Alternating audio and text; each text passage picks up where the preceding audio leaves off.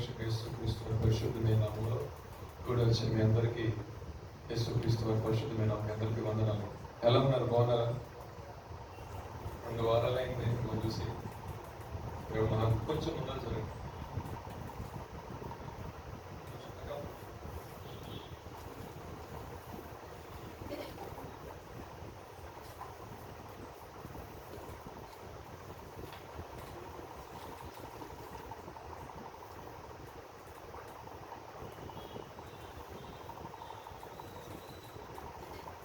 Right. చిన్న ప్రార్థన చేసుకుందాం. మహాపరిశుద్ధుడ గొప్ప తండ్రి, మీకు కృతజ్ఞతాస్తులు స్తోత్రాలు చెల్లిస్తున్నాం నాయన. గడిచిన కాలం అంతా కూడా నీ కృపలో భద్రపరిచి ప్రభా నా తండ్రి మరొక నెల రోజులు మమ్మల్ని ప్రవేశపెట్టి ఉన్నారు ప్రభా. నీ కృపను బట్టి ప్రభా మరొకసారి ఇక సాయంకాల సమయం మందు నీ సన్నిధి ఆవాహనం ఈ రీతిగా కూడుకొని నీ నామంలో ప్రార్థన చేసుకోవడానికి మీరు మాకు అనుగ్రహించిన కృపను బట్టి, మీరు మాకు అనుగ్రహించిన ఆయుష్ కాలను బట్టి, మీరు మాకు అనుగ్రహించిన ఆరోగ్యం బట్టి మీకు స్తోత్రాలు చెల్లిస్తున్నాం నాయన. ఇదిగో నా తండ్రి, నేను అల్పుడిని యోగ్యత లేనివాడిని ప్రభా. నా తండ్రి, నా కుమారుడు నిలబడి నీలో నేను మాట్లాడుతున్న విధంగా నా తండ్రి నీ మాట కొరకు ప్రభా ఎదురు చూస్తూ నీ యొక్క వాక్యం మీద నా తండ్రి విశ్వాసం ఉంచి ప్రభు నాతో రాత్రి కాలం మీద మాట్లాడుతున్న ధైర్యపరుస్తాడు. నా విషయం నాకు నెమ్మది కలిగి చేస్తారని ఎందరైతే ఆశపడి మందిరానికి వచ్చి ఉన్నారో ప్రభా, అయ్యా వారి కొరకు మీరు సిద్ధపరిచిన లేఖనాలను అదేవిధంగా వాక్యం వారికి తెలియజేస్తున్న విధానం బట్టి మీకు స్తోత్రాలు చెల్లిస్తున్నాము తండ్రి. కొన్ని నిమిషములు అల్పుడైన నన్ను ప్రభు మరుగుపరచని నీదైన శైలిలో నీదైన కోణంలో సంఘముతో మీరు తేటగా సూటిగా మాటలను ప్రార్థిస్తున్నాం నాయన. అయ్యా ప్రతి వారికి ప్రభు నా తండ్రి ప్రభు విని గ్రహించగల మనస్సును ప్రతి ఒక్కరు దయచేస్తున్నామని, సమస్తము నీకు పరిశుద్ధ ఆత్మ అధ్యక్షత ప్రభు నీకు ఆద్యంలో స్వాధీనం నుంచి నడిపిస్తున్నామని మా ప్రభువు మీ ప్రియకుమారుడు యేసుక్రీస్తు వారి పరిశుద్ధమైన నామములో అడిగి వేడుకొని ప్రార్థిస్తున్నాము తండ్రి. ఆమేన్. దేవుని సన్నిధిలోకి వస్తూ దైవజనులతో మాట్లాడుతూ వస్తున్నప్పుడు నా మనస్సులో ఒక మాట అనుకున్నా, ఎవరన్నా ఈరోజు సర్వాంగ సుందరుడు అనే పాట పాడతారేమో అని మనస్సులో. ఎవరో పాడినట్టున్నారు, శరీరాన సంథింగ్ ఏదో శరీరానిగా ఆ పాట ఏదో మొత్తానికి ఒక మాట అనుకుంటూ వచ్చాను. సరే అనుకున్నాను, కూర్చున్నాను. ఎవరో పాడలేదు, ఇది పాట పాడలేదు, సరే అనుకున్నాను. తర్వాత అక్కగారికి మనవడు పుట్టారన్న, వాళ్ళ బాబుకి బాబు పుట్టారు. అని చెప్తే మీరు ఫీల్ అవ్వాలి, మీ సాక్ష్యం తర్వాత చెప్తాను. నాకు అక్కడికి వెళ్ళి బైబుల్ తీసేసరికి అనిపించింది, నా జీవితాన్ని కురిసిన కృపామృతన పాట పాడక, ఎందుకంటే మనకి మనవడు పుట్టాడుగా అందాం అనుకున్నాను. మనకు వయసు గౌరవించాలి కదా, మన మాట మనం పలకూడదు, మనకంటే ఆత్మీయ పెద్దవాళ్ళు. సర్లే ప్రభా అక్క పాట అది దేవునికి స్తోత్రం హల్లెలూయా. నేను ఏమంటానంటే, మనము ఏదైతే మనసులో ఆశపడతామో మన ఆలోచన మంచిదైనప్పుడు దేవుడు ఏం చేస్తాడంటే ఆటోమేటిక్ గా కార్యాలు చేస్తాడు. దేవునికి స్తోత్రం హల్లెలూయా. ఈ రాత్రికాల సమయంలో ఒక శ్రేష్టమైన మాట మీకు చెప్పాలనుకుంటున్నాను. అయితే మీరు సంఘంలో వినే ఉంటారు, రొటీన్ గా వచ్చే మాటలే, కాకపోతే ఏంటంటే మరొకసారి మనం జ్ఞాపకం చేసుకుందాం. ఎందుకంటే వినడం వల్ల మనకు విశ్వాసం కలుగుతుంది, విశ్వాసంలో కూడా స్థిరపరచబడతాము. యెహోషువ గ్రంథము లేదా పుస్తకము 6వ అధ్యాయము 26వ వాక్యము చదివి సహాయం చేయగలరు. ఆ కాలమున యెహోషువ జనుల చేత శపథము చేయించి వారికి ఇలాగూ ఆజ్ఞాపించెను, ఎవడు యెరికో పట్టణమును కట్టించ పూనుకొనునో వాడు శాపగ్రస్తుడగును, దానికి పునాది వేయగా వాని జ్యేష్ఠ కుమారుడు చచ్చును, దాని తలుపు నిలనెత్తిన ఎడల వాని కనిష్ఠ కుమారుడు చచ్చును. యెహోషువకు తోడైన గనుక వ్యాపించాను. ఈ మాటలు మీకు తెలియజేయ కారణం ఏంటంటే, చాలా మంది చాలా సంఘాలకు వెళ్తూ ఉంటారు. సేవకులు ఏం చేస్తారంటే, దేవుడు వారికి ఇచ్చిన ఆలోచన బట్టి, దేవుడు వారికి ఇచ్చిన ప్రత్యక్షను బట్టి, దేవుడు వారికి బయలుపరిచిన దాన్ని బట్టి మనకి ఏం చెప్తారో ఒక మాట చెప్తారు. అది మన యొక్క ఆత్మీయ అభివృద్ధి గురించే కావచ్చు, మన వ్యక్తిగత అవసరతల్లో మనము కొంచెం ఇబ్బంది పడుతున్నప్పుడు, ఆ అవసరత విషయం వారు ప్రార్థన చేస్తున్నప్పుడు దేవుడు వారికి అనుగ్రహించిన తలంపును బట్టి, దేవుడు వారితో మాట్లాడిన మాటను బట్టి, ఆ సందర్భంలో వచ్చిన ఆలోచన ఏం చేస్తారంటే వారు నోటుతో సెలవిస్తారు. ఇక్కడ జరిగిన సందర్భం ఏంటంటే, అది ఆటోమేటిక్ గా కార్యరూపం దాలుస్తుంది. యెహోషువ యెరికోని స్వాధీనం చేసుకున్న తర్వాత, అంటే యెరికో మీద విజయం సంపాదించిన తర్వాత ఏం చేశారంటే, ఈ యెరికోను మొత్తాన్ని కలిపి శుభ్రంగా సర్వనాశనం చేసేయను. ఎందుకంటే యెరికో అక్కడున్న ప్రజలకు కానీ నివసిస్తున్న ప్రజలు కానీ ఆ ప్రాంతం కానీ దేవునికి ఇష్టకరంగా వాళ్ళు జీవించలేదు. ఆ ప్రాంతంలో యోగకరమైనదిగా లేదు. అది ఎక్కడ ఉంటుందంటే కొండపైన ఉంటుంది, దానిలో ఉపయోగం లేదు. అక్కడ ఏంటంటే భయంకరమైన పాపము జరిగే చోట. ఏ చూడండి, అది భయంకరమైన పాపం జరిగే చోటు. సో దేవుడి దృష్టికి అది ఒక విధంగా చెప్పాలంటే శపితమైపోయింది. కానీ దేవుడు ఏం చెప్పాడంటే అది కూడా మీకు స్వాధీనం చేస్తానని చెప్పిన దాని ప్రకారము వీళ్ళు 7 దినాలు దాని చుట్టూ ప్రదక్షిణ చేసి 7వ దినాన యెహోషువకి దేవుడు తోడినప్పుడు యెహోషువ ఏదైతే గట్టిగా కార్యక్రమేమన్నాడో ఆ రకంగా దేవుడికి స్తోత్రాలు చెల్లించినప్పుడు ఎరుకో గోడలేనండి ప్రద్దలే వీటి వారు. తర్వాత రహాబ్ అనే వేశ్య అక్కడ నుండి తప్పించబడింది. ఎందుకంటే యెహోషువ ఎవరినైతే పంపించున్నారో ఆ వేగుల వారిని ఆమె ఏం చేసిందంటే ఆ రాజ్యపు రాజుకి అప్పచెప్పకుండా దాచిపెట్టిన దాన్ని బట్టి ఆ యొక్క కుటుంబం ఒకటే రక్షించబడింది. ఆ కుటుంబం బయటకు వచ్చిన తర్వాత ఆ ప్రాంతాన్ని మొత్తాన్ని కూడా సమూలంగా నాశనం చేశారు ఇశ్రాయేలు. అయితే వస్తా ఎందుకనో యెహోషువకి ఒక ఆలోచన వచ్చింది. ఇది ఎంతో చూడడానికి ఏ రాజుకైనా ఈ ప్రాంతం దగ్గర ఉన్న వారికి ఎవరికైనా సరే ఈ పట్టణం కట్టాలని ఆలోచన మళ్ళా వస్తుంది. ఎప్పుడైతే ఈ పట్టణం మళ్ళీ కడతారో మరలా పాపం అనేది ఇక్కడ విస్తరించబడింది. కాబట్టి ఎవరైనా సరే ఈ పట్టణాన్ని కట్టాలని ఆలోచన వస్తే దానికి పునాది వేస్తే మన యొక్క జ్యేష్ఠ కుమారుడు చనిపోతాడు.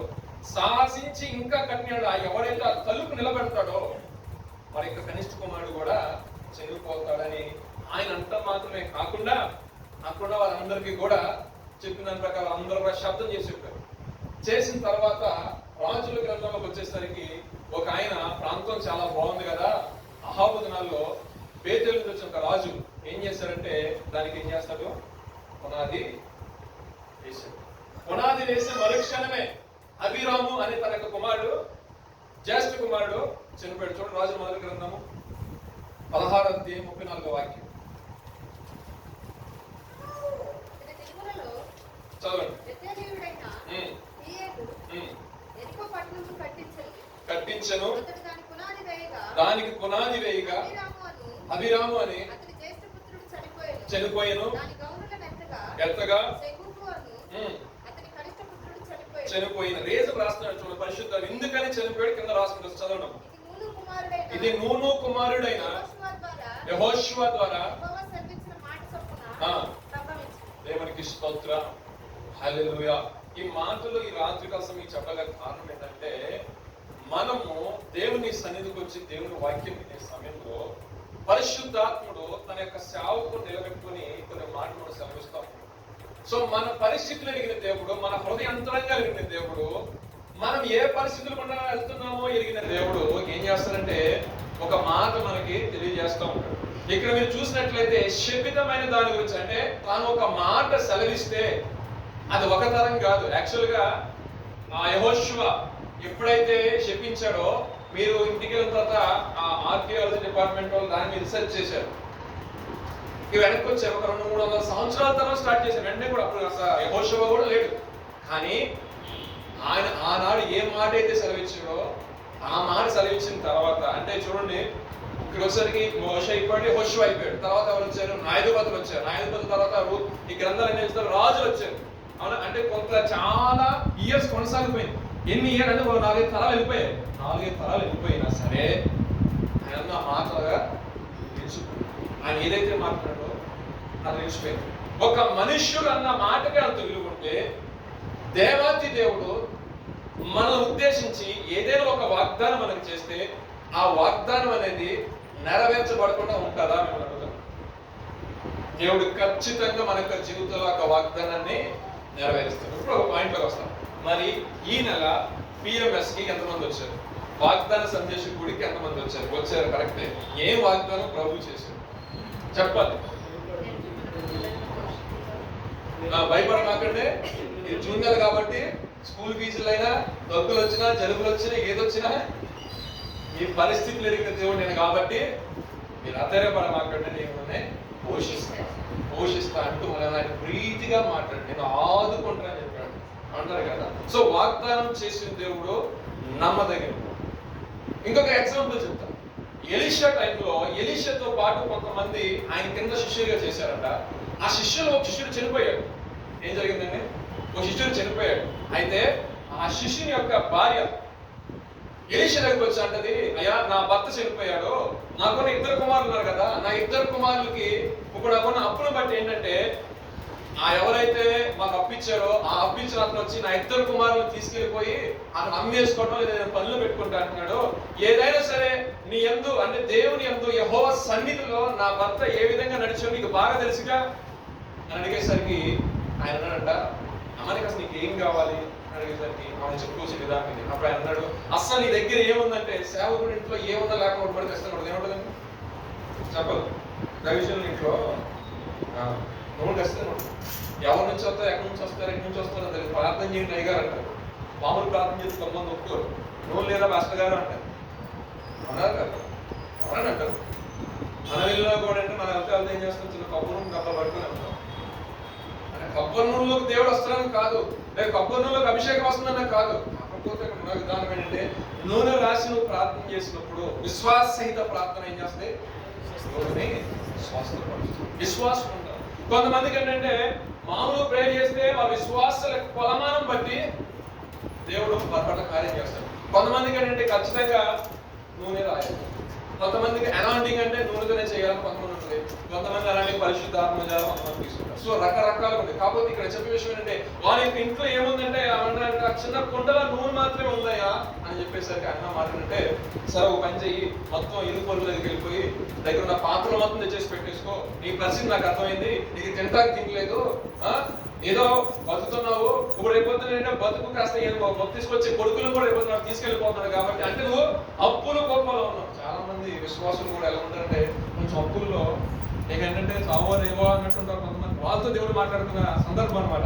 ఇప్పుడు ఏంటంటే విశ్వాసంతో ఆమె చెప్పింది, నా భర్త అంటే ఆమె చక్కగా కోట్ చేస్తుంది, నా భర్త దేవుని యొక్క సన్నిధిలో అంటే నీ ఎందుకు కానీ నీ పట్ల కానీ నీ దగ్గర చేసి పరిచయం చేసినప్పుడు కానీ దేవుడికి పరిచయం చేసిన ఎంత యథార్థత కలిగి ఉన్నారో అది నీకు తెలుసు. ఎంత కాన్ఫిడెంట్ చెప్తారు అన్నమాట. అలా మనం చెప్పగలుగుతాం. అసలు మాస్టర్ గారు నాకు ఎందుకు దేవుడు కార్యం చేయడంటే నేను ఎంత బాగా వస్తుందో మీ చర్చ మీకు తెలుసు కదా, నా సాక్షి జీవితం మీకు తెలుసు కదా, ఎంతవరకు ఏమైనా రిమార్క్ ఉందా, నా మీద ఒకరు వచ్చి పడినా నేను ఎవరి మీద పడినా అదే తగలాడుతున్నా అంటే అంత మిత్తుగా నేను జీవించాను కదా, అది దాని మీదేగా సాక్ష్యం అంటారు చాలా మంది. అవునా కదా, నేను సరదా చెప్పండి, అవుతో చెప్పట్లేదు. కొంతమంది జీవితాలు ఉంటాయి అంటే నేను ఎటువంటి లోక సంబంధమైన విషయాల్లో కొట్టుకొని పోకుండా యథార్థత కలిగి పరిశుద్ధత కలిగి పవిత్రత కలిగి దేవుని యొక్క సన్నిధిలో దేవుడిని కనిపెడుతూ ఉన్నారా నా పట్ల కార్యం చేయడా అంటే 100% నీ పట్ల దేవుడు కార్యం చేస్తాడు తల్లి. దేవునికి స్తోత్రం. ఎందుకంటే ఆయన అటువంటి వారి కొరకు ఎదురు చూస్తున్న దేవుడు, అటువంటి వారు కలరేమో అని ఎదురు చూస్తున్న దేవుడు. అంతేగాని లోక సంబంధం పెంట రిలేషన్షిప్లు పెట్టుకొని లోకానుసారంగా తిరిగేసి రిలేషన్షిప్ ఉండకుండా ప్రభు నాకు ఎందుకు కార్యం చేయమంటే చెప్పుతో కొడతాను నేనైతే. దేవునికి స్తోత్రం. హల్లెలూయా. ఎందుకంటే మనకి ఒక ప్రత్యేకమైన జీవితాన్ని దేవుడు జీవించమన్నాడు, ఒక ప్రత్యేకమైన నడవడికని నడవమన్నాడు, ఒక ప్రత్యేకమైన దృష్టిని కలిగి ఉండాలి. అంతేగాని అటు ఇటు కాకుండా నీ దృష్టి ఎలా ఉండాలి, ఎలా ఉండాలండి, సక్రంగా ఉండాలి. కొంతమంది వస్తూ ఉంటారు, పక్క సూపులు చూస్తూ ఉంటారు, పక్క సూపులే చూస్తూ ఉంటారు, పక్క ఏం వేసుకొచ్చింది, పక్కన ఏం వేసుకొచ్చి, ఏ బ్రాండ్ వేసుకొచ్చాడు, ఏ బ్రాండేజ్ మనకి ఎందుకు, మనకి మంచి బ్రాండ్ అంబాసిడర్. దేవునికి స్తోత్రం. అంటే నేను మన యొక్క జీవితంలో మనం ప్రభువుని మనం క్వశ్చన్ చేయాలి. నా ప్రభు దగ్గరికి వచ్చిన ప్రభుని అడగాలన్నా మనకంటూ ఒక అర్హత ఉండాలి. ఆ అర్హత ఎవరు కలిగి చేశారంటే యేసు ప్రభు వారు మనకి కలుగు చేశారు. దేవునికి స్తోత్రం. మన అర్హులు కాకపోయినప్పటికీ కూడా మన అర్హులుగా మార్చేయడం. అందుకే హెబ్రీ రాసిన పత్రిక మార్చి మనకి వస్తాయి వాక్యం. మనం హెబ్రీ రాసిన పత్రిక ఒకసారి 10వ అధ్యాయం 26వ వాక్యం మీకు కొంచెం అర్థం అవడం కోసం ఒక మార్చి. అనుభవ జ్ఞానం పొందిన తర్వాత యేసుక్రీస్తు ఎవరో తెలుసుకొని బాప్తిసం తీసుకొని పరిశుద్ధంగా జీవిస్తున్న మన యొక్క జీవితంలో చదవండి, బుద్ధిపూర్వకముగా పాపము చేసిన ఎడల పాపమునకు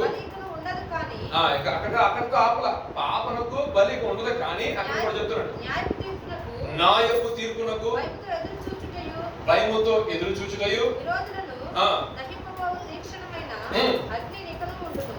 చూసారా, అంటే నువ్వు డిసైడ్ అయిపోవాలి. మనకు తెలుసు అది పాపం అని, మనకు తెలుసు అది చేయకూడదు, అలా వెళితే శాపం వస్తుంది తెలుసు కూడా బుద్ధిపూర్వకంగా మనం పాపం చేసాడు అనుకోండి, అటువంటి వారికి ఇక పాపం లేదు. ఇంకోటి ఏంటంటే నువ్వు డైరెక్ట్గా వెళ్ళవు, ఎందుకంటే విరోధులను దహించి అగ్ని వచ్చి నేను దహించింది. మరి అంటే అయ్యారు తెలుసు తెలియక ఇది చేసేసారని అంటే చేసేసావు కాబట్టే కదా వచ్చి ఎడితే దేవునికి క్షమాపణ ఇచ్చింది. ఇచ్చిన తర్వాత అయినా నువ్వేం చేయాలి, సరి చేసుకోవాలి. సరి చేసుకోకుండా మళ్ళీ రాయబడిన మాట అదే, సత్యమునందు అనుభవ జ్ఞానం కలిగి, అంటే సత్యం ఎవరు? యేసుక్రీస్తు ఎవరో ఏంటో తెలుసు, యేసుక్రీస్తు సుచరిత్రగా దేవుడని తెలుసు, ఆయన పరిశుద్ధులని తెలుసు, ఆయన ఆరాధిస్తున్న మనము లోకములకు వెలుగైనామనే విషయం కూడా తెలుసు. అన్ని తెలుసు కూడా బుద్ధి పూర్వకంగా మనం పాపం చేసాం అనుకోండి, దానికి బలమైనది లేదు. నువ్వు దేనికోసం ఏం చేయాల్సి చచ్చేంత వరకు అగ్నిలో గ్రహించగలవు. సో క్రైస్తవ జీవితం అనేది ఎలా ఉంటుందంటే కర్తవ్య స్వాములు. ఒక్కసారి యేసుక్రీస్తు సొంత రక్షకుడిగా అంగీకరించి యాక్సెప్ట్ చేసిన తర్వాత నీకేంటంటే నువ్వు ఆయన స్వరూపంలో జీవించే వ్యక్తిగా లేదండి. ఆ పాపం వచ్చేసింది, నేను ఆ పాపంలో పడిపోయాను, ఆ పాపంలో రమ్మంది, నేను పాపంలోకి వెళ్ళిపోయాను అనుకోండి, ఆ పాపానికి వేలక్క చిన్న ఎగ్జాంపుల్ అనుభవం తెలిసిన మాట. ఆది కాండంలో అపవాదం సాతాను వస్తాడు కదా, అమలు ఏముంది? ఏమని చెప్పండి, నన్ను తెలిసిన వాక్యం ఏముంది? ఇది తిను, ఇది నిజమా? నిజంగా పశువు పడింది, ఇది తిను, ఇది తిన్నావు ఎక్కడ ఉంటావు నువ్వు చెప్పండి. దేవుడికి ఎంత గొప్ప సరే, గొప్పగా నువ్వు ఫీల్ అవుతావు అంతేనా? దగ్గర కూర్చొని పండుగ సోళ్ళు పెట్టి నాకు మాట చెప్పుకున్నాను. మీకు నేను చెప్పిన పాయింట్ అర్థమవుతుందా? ఇలా ఉంటే నీ లైఫ్ స్టైల్ ఏ లెవెల్లో ఉంటుంది? ఈజీ మనీ, ఎట్లా బతికొచ్చు, ఎవరైనా మంచొచ్చు అన్న పర్స్పెక్టివ్ కొంతమంది ఉంటారు, చెప్తారు. అది ఇని నడవటం నడవకపోవటం అనేది నీ విషయం, అవునా కదా? అపవాదం వచ్చి ఒకే ఒక మాట ఉంది, ఇది తిన్నామనుకో ఈ కళ్ళు తెరవబడతాయి, ఇక్కడ గొప్పగా దేవుడే నిజం లేదని చెప్పి నిజమని అనుకొని వెళ్ళిపోయింది, చెప్పేసి వెళ్ళిపోయింది. ఏమేం చేస్తే ప్రాక్టికల్ గా చేసింది చెప్పిన అర్థం అవుతుందా? అపవాదం వస్తాడు, శోధిస్తాడు, వాడు శోధకుడు. ఆ విషయం మనం గమనించుకోవాలి. వాడు టెంప్ట్ చేస్తాడు, అది డబ్బు పరంగా కానీ, అన్నం పరంగా కానీ, వ్యక్తిగత జీవితంలో కూలదోయడానికి పొడదోయడానికి ఏదో ఒక విషయంలో టెంప్ట్ చేస్తాడు. అంతే, వాడు నేను తీసుకెళ్ళి అన్న కూర్చోబెట్టడం. మనం తీసుకెళ్ళి కూర్చోబెట్టేది ఎవరంటే నీ ఆలోచనే. ఏంటంటే నీ ఆలోచనే, నీ విచక్షణ జ్ఞానమే, ఇంద్రియ నిగ్రహ శక్తి గల ఆత్మనిచ్చిన అంటే దేవుడు. ఏ ఆత్మ అండి? చెప్పండి నోటితో, వాక్యం అంటున్నారు కదా. ఆత్మ అనుగ్రహించాడు, పిరికితనం గల ఆత్మ మనకి. సో మన వ్యక్తిగత జీవితంలో వాడు వచ్చి అనేక రకాలుగా చెప్తున్నప్పటికీ నువ్వు అనుకోవాలి, ఓహో ఆనాడు యేసుప్రభు గారిని సిలువేయాలంటే అది నీకు దూరం ఉంది, అక్కడ ఎవరినే ఎదురునా సాతానా వెనక శిష్యు మార్గం ఉన్న పాస్టర్ గారు నడిచేటప్పుడు నేను గొప్పగా అన్నాను, పాస్టర్ గారు కానీ నేను ఎంతైనా తమ్ముడుగా పిలువుతారు అన్న రేస్ అయితే వెనకపోతే ఎంత ఫీల్ అయిపోతాను. ఈ దగ్గర నేను వచ్చి వాక్యం చెప్పే అవసరం ఏంటి? నేను మా ఇంట్లో ప్రార్థన చేసుకుంటే అయిపోదా అనుకుంటే ఏముంది? నాశనం పోదు, అవునా కాదు? పేతురులో జ్ఞానం కానీ సాధారణ అనుకునేసరికి నువ్వు దొరికి నాకు దిక్కులేదు ప్రభావం అనుకున్నాడు కాబట్టి ప్రెస్టేజ్కి పోలా. కొంతమంది ఏంటంటే ఈ లోకంలో ప్రెస్టేజ్ పోతూ ఉంటారు. క్రైస్తవ యొక్క జీవితంలో ఓపిక, సహనం చాలా కీ రోల్ ప్లే చేస్తాయి, చాలా కీ రోల్ ప్లే చేస్తాయి. ఎంత ఓపికత, ఎంత సహనంతో మనం ఎదురుస్తామో అంత గొప్ప బహుమానం మనం తీసుకున్నాం. ఆమె ప్లీజ్ చేస్తుంది ఏంటంటే, ఇక నా భర్త ఏ విధంగా నడిచి ఉన్నాడో, నా భర్త నీ సన్నిధిలో దేవుని యొక్క సన్నిధి ఏ విధంగా ఉన్నాడో దైవజనుడా అది నీకు తెలుసు కదా. మరి నాకున్న పరిస్థితి, నేను ఏ విధంగా అప్పుల బాధతో నలిగిపోతున్నాను, నాకు సహాయం చేసేవాడు ఎవరు లేరు, నాకు వచ్చే జీతం ఎంత? మన ఎగ్జాంపుల్ మనం చెప్పుకుందాం. రూమ్ రెంట్లు కట్టుకోవాలి, పిల్లలు చదివించుకోవాలి, పిల్లలు పంపించుకోవాలి. మనం అదే పొజిషన్ నాకు అడుగుతున్నా, క్వశ్చన్ చేస్తున్నా, నా పరిస్థితి ఏంటంటే అప్పుడు నీ దగ్గర ఏముందామంటే ఇంట్లో నూనె కూడా మాత్రమే ఉంది. బయటికి వెళ్ళి శుభ్రంగా 4 పాత్రలు తెచ్చి పెట్టుకున్నాడు, చక్కగా ఇరుగు బరువు పాత్ర మొత్తం తెచ్చుకున్నాడు. ఆయన ఒక మార్చుకున్నాడు, నేను తీసుకుని లోపలికి తలుపు వేసుకున్నాను.